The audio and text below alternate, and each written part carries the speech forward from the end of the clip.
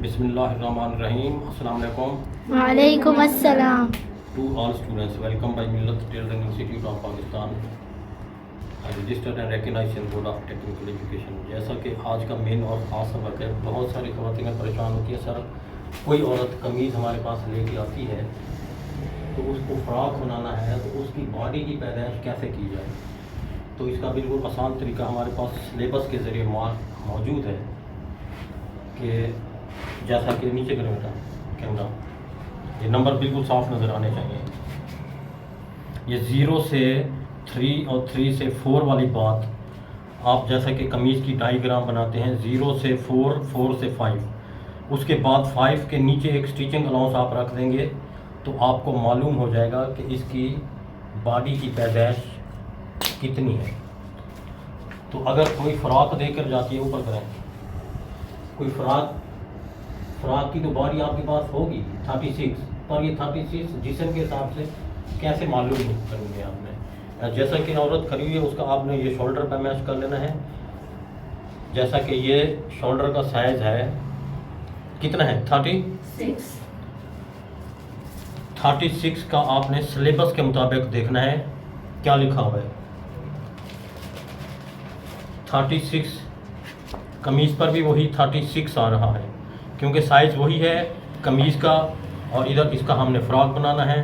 Frock की लंबाई कमीज़ से ज़्यादा होती है और जो मैक्सी हो तो वो ज़मीन से थोड़ी सी ऊंची होती है, रखी जाती है ताकि ज़मीन पर लटके ना। तो कमीज़ होती है वो घुटने से नीचे या कुछ ऊपर, फैशन के हिसाब से ऊंची नीची आप कर सकती हैं।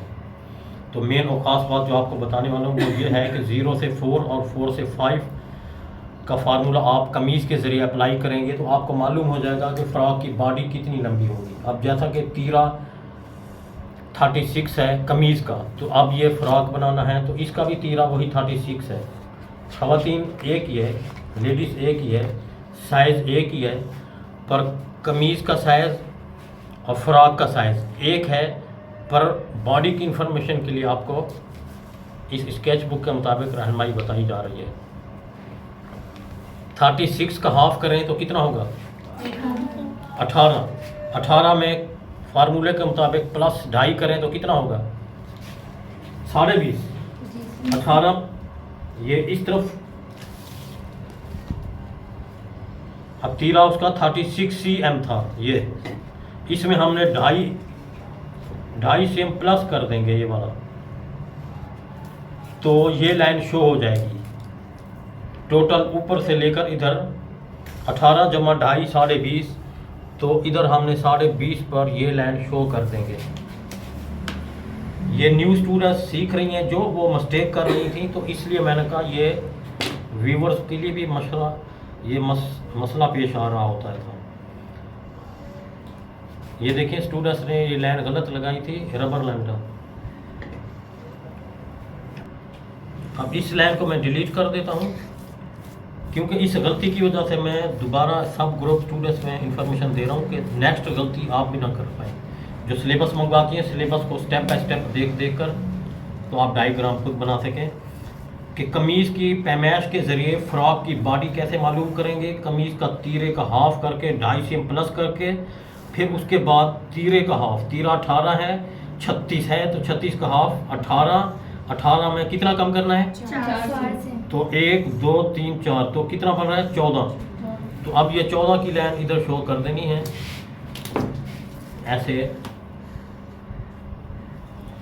इसके बाद आपने नीचे 2 cm स्टिचिंग अलाउंस ले लेना है ये, तो आपको मालूम हो जाएगा कि इसकी बॉडी कितनी बन चुकी है। इधर से तीरे का हाफ रखना है, 18 का हाफ 36, जैसे सिलेबस के मुताबिक बताया जा रहा है। तीरे का हाफ कौन सा नंबर है 7 से 8, 7 से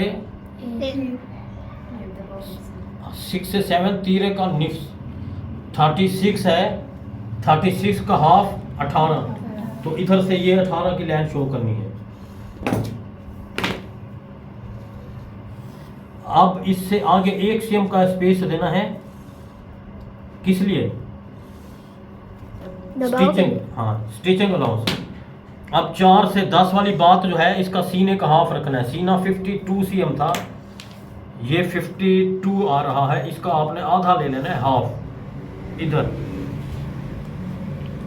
अभी 5 से 11 वाली बात है, कमर का हाफ लेना है। कमर 47 है, ये कमीज के मुताबिक हाफ करना है, तो ये 47 का हाफ लेना है, आधा।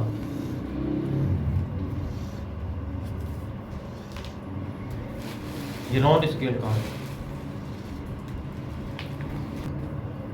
अब हमने ये सीने की लाइन शो कर दी है और कमर की लाइन शो कर दी है, यानी सीने का हाफ, कमर का हाफ। इसको आपने यूं कर दिया है ऐसे। इसके बाद आगे सिलाई के लिए अलाउंस रख लें, 2 सीम रखें, 3 सीम, 4 सीम भी। कोई कोई औरतें कहते हैं मेरे फ्रॉक में या कमीज़ में स्टिचिंग अलाउंस ज़्यादा रख देना ताकि मैं कभी खुला भी कर सकती हूँ तो कर लूँ।